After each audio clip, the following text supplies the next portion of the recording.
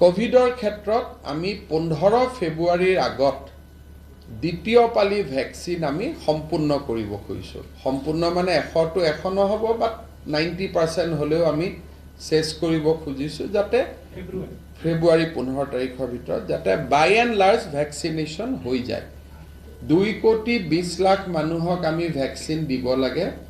1,72,00,000ক ইতিমধ্যে দিয়া হ'ল।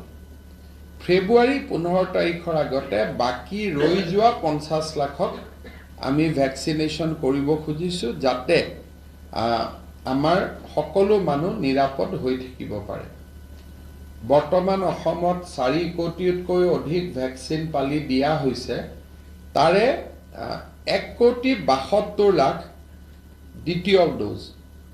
আমি চেষ্টা কৰিছোঁ যাতে দ্বিতীয় ড'জ 15 ফেব্ৰুৱাৰীৰ আগতে 2,20,00,000লৈকে যাব পাৰে।